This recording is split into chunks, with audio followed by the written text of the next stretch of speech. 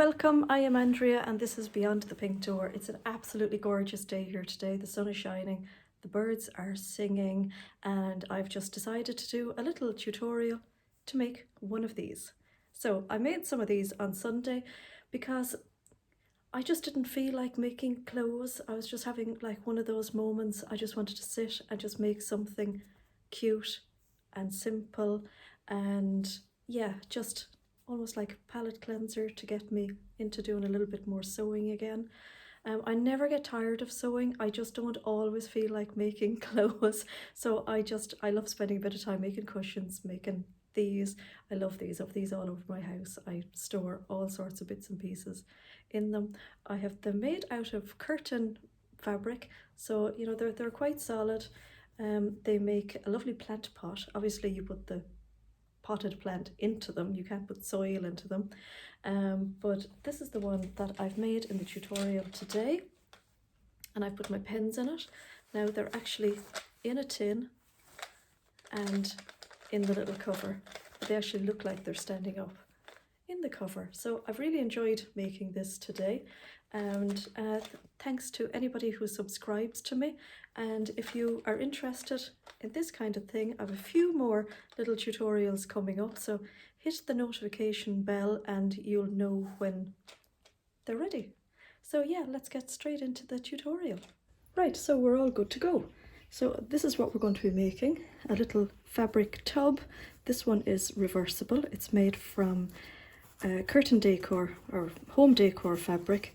It is little samples from curtain sample books that I had, so I have loads of really cute prints to choose from.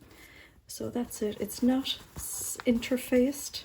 If you're going to use crafting cotton, you'd probably want to interface it to give it a little bit of body. So I used this tin to draw a pattern. So I put the tin down on a piece of paper, drew around it, and then I left a little bit extra, just less than a centimetre, as a seam allowance. And then to get the length of this piece, I literally measured around the tin and decided on a height. Simple as. So I have some fabrics here. These are more fabric samples from curtain books that I used to have. So again, nice little coordinating ones. They have nice body in them, and they all have this like paper piece on the bottom. I noticed that on some of the fabrics the paper comes off easily, on other ones they don't. I'm sure I could probably soak them for it to come off anyway. So I think I'm going to go with this fabric for my outer, and maybe this one for my inside. Yeah. Okay. So I need one of each from each fabric. So I'm going to cut the two out together.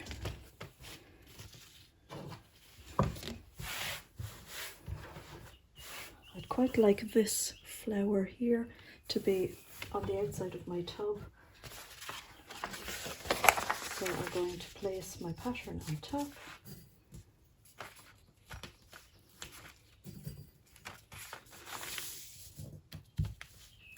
So I've included a seam allowance in this piece of paper already. And I'll place my base here, just on top of this one.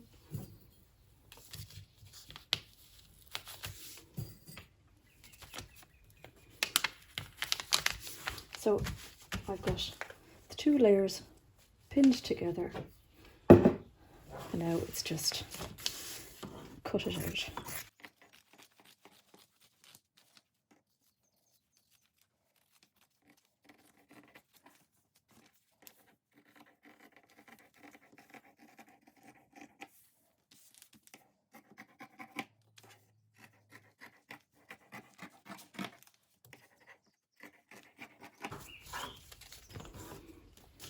Right, I have the window open beside me today and I can hear the birds, so it's a lovely, lovely sound. So first thing to do is to put right sides together, and we're going to sew down this little seam.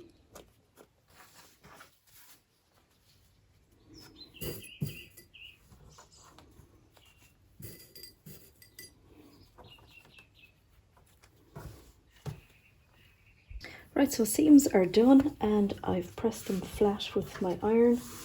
Now what I'm going to do is to find the quarter segments of each piece and just make sure that I'm doing it at the bottom.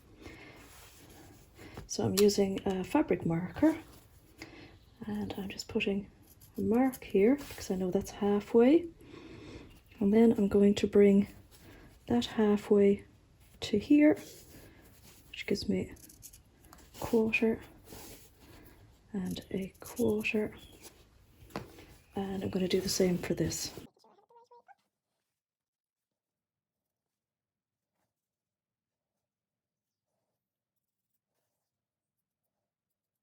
Then we mark the quarters on the circles, so we fold them in half and in half again, and then we mark the folds.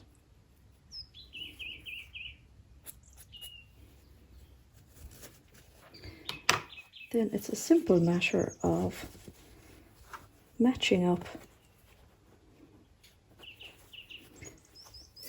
the quarter marks.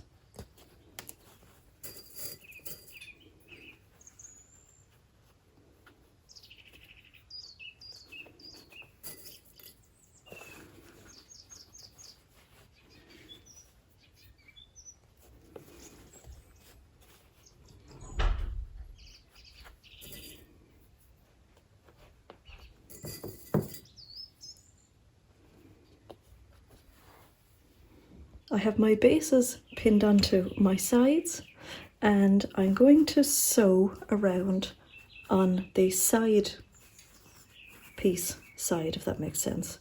So because I have the little snips there, this is going to stretch out lovely all around the circle. So you can put in some more pins just to secure it as well if you like. Okay, I'm going to head to the sewing machine and I'll be back. Right, I'm ready to sew these. I'm going to start at my side seam.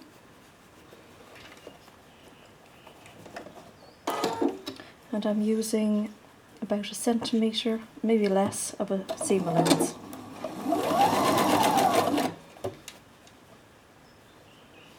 Now I'm going to try not to get any puckers in my seam, but it's not the end of the world if you do.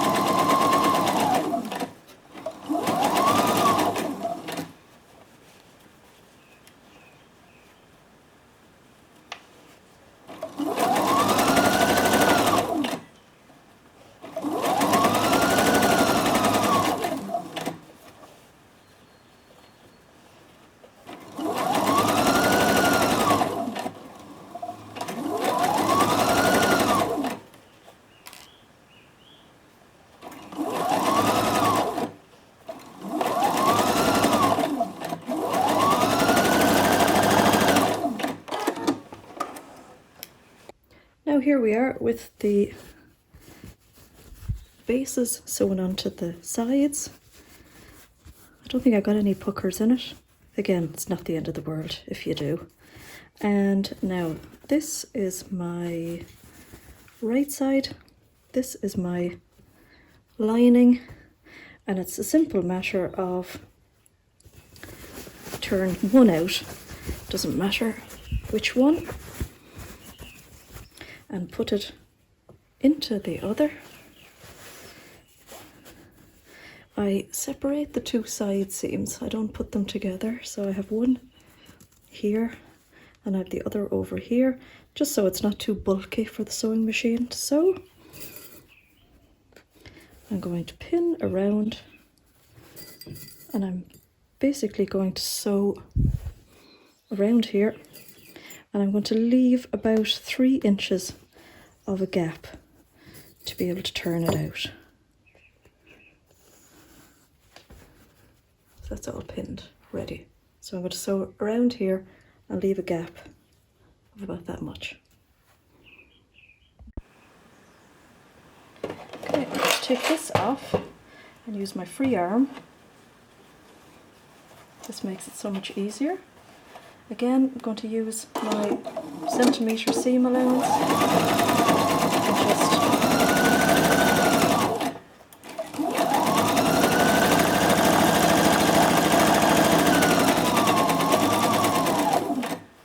I've started here, so I'm going to leave a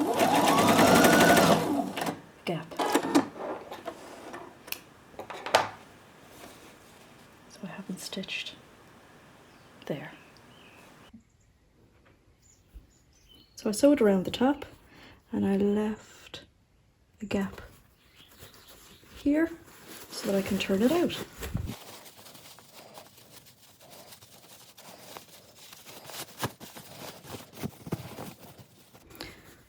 And then shove the inner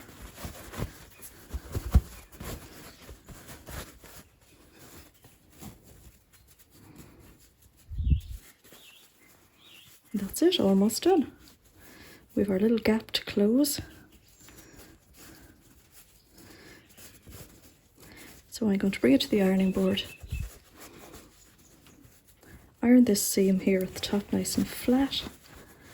And then I'm going to sew around the top to close in this and to do a little top stitch.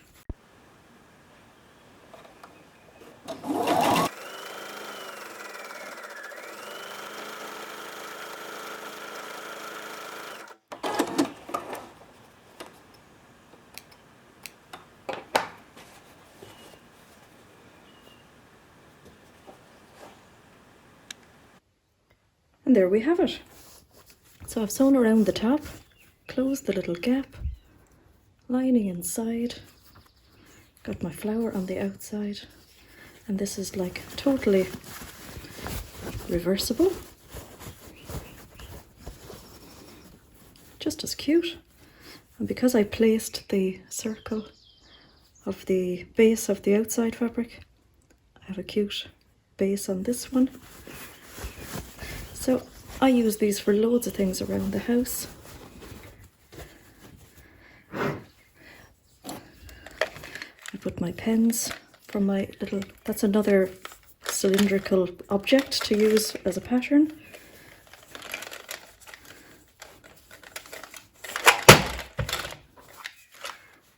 There.